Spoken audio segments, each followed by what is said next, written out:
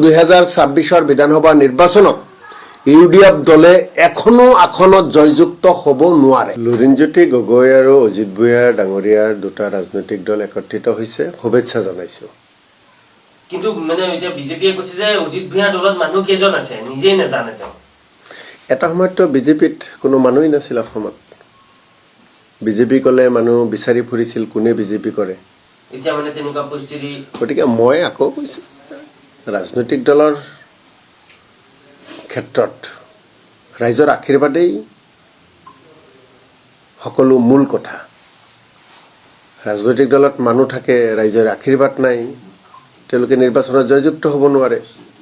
গতিকে অজিত ভূঞা ডাঙৰীয়া আৰু লুৰিণজ্যোতি গগৈ ডাঙৰীয়াই একত্ৰিত হ'ব বিচাৰিছে, তাক আমাৰ ফালৰ পৰা শুভেচ্ছা জনাইছো। মুখ্যমন্ত্ৰীয়ে কালি কৈছে যে মই তোমালোকে মিয়াৰ ভোট কাটি থাকিম। মুখ্যমন্ত্ৰী ডাঙৰীয়াই মিয়া মিয়া কৈ এতিয়া খাওঁতে বহুতে শুওঁতে মিয়া মিয়াই ওলাই থাকে। মিয়াৰ ভোটে খেদি ফুৰিছে মুখ্যমন্ত্ৰী ডাঙৰীয়াক। প্ৰথম কথা হৈছে ভোটাৰ লিষ্টত কাৰ নাম থাকিব? ভাৰতীয় মানুহৰ নাম থাকিব, এই দেশৰ নাগৰিকৰ নাম থাকিব। কোন জাতি কোন ধৰ্ম তাক চিনাক্ত কৰি ভোটাৰ লিষ্টত নাম উঠোৱা নহয়।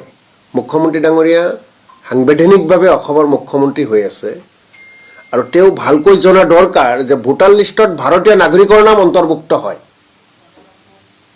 ইয়াত কোন জাতিৰ কোন ধৰ্মৰ তাক চিনাক্ত কৰি ভোটাৰ লিষ্টত অন্তৰ্ভুক্ত নহয়।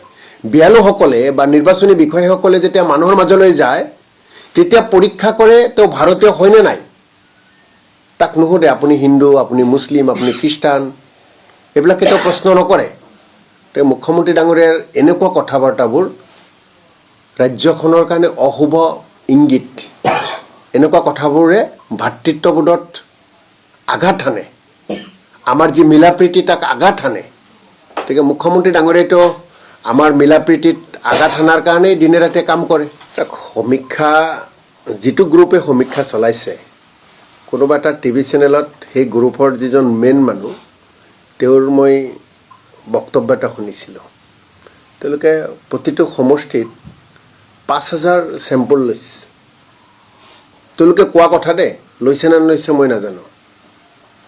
গতিকে 5,000 চেম্পল লৈছে আৰু তেওঁলোকে যে ছাৰ্ভে কৰিছে, ছাৰ্ভেত কিমান মানুহ আছিল, টীম কিমান আছিল, সেই টীমৰ মানুহৰ সংখ্যা কিমান আছিল সেইটো আমি নাজানো। কিবা এটা ওলাই দিছে। কিন্তু মই উজনিৰ পৰা নামনিলৈ এই ছাৰ্ভেৰ ওপৰত সাধাৰণ মানুহৰ লগত যেতিয়া কথা পাতিছিলোঁ বা বিভিন্নজন আমাৰ লগতো পাতিছিল, অসমৰ ৰাইজে ছাৰ্ভে মানি লোৱা নাই। অসমৰ ৰাইজে তেওঁলোকে যি পৰিসংখ্যা দিছে আগতীয়াকৈ নিৰ্বাচনৰ ফলাফলৰ, কোনে কিমান পাব, কোন দলে চৰকাৰ গঠন কৰিব, তেওঁলোকৰ এই কথাখিনি অসমৰ ৰাইজে মানি লোৱা নাই, মানি ল'ব পৰা নাই। গতিকে অসমৰ ৰাইজে যেতিয়া মানি লোৱা নাই, গতিকে আমিতো অসমৰ ৰাইজৰ লগত আছোঁ। চাওক, আপোনালোকক মই আজিৰ পৰা 3 বছৰ আগত, 3 নে 4 বছৰ আগত মই কৈছিলোঁ আৰু লোকসভাৰ 2 বছৰ আগত কৈছিলোঁ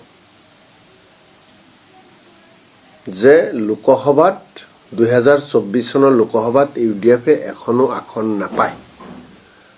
বদৰুদ্দিন আজমল ডাঙৰীয়া পৰাজয় বৰণ কৰিব, আপোনালোকে বাতৰি প্ৰচাৰ কৰিছিল।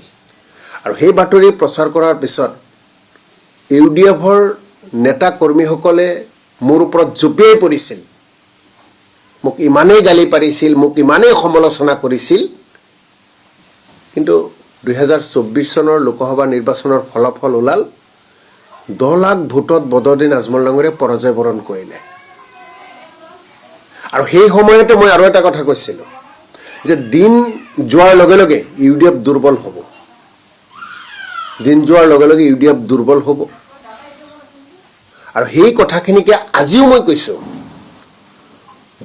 আহি থকা বিধানসভা নিৰ্বাচনত অৰ্থাৎ 2026 বিধানসভা নিৰ্বাচনত ইউডিএফ দলে অসমত এখনো আসনত জয়যুক্ত হ'ব নোৱাৰে। মই আকৌ কৈছোঁ 2026 বিধানসভা নিৰ্বাচনত ইউডিএফ দলে এখনো আসনত জয়যুক্ত হ'ব নোৱাৰে।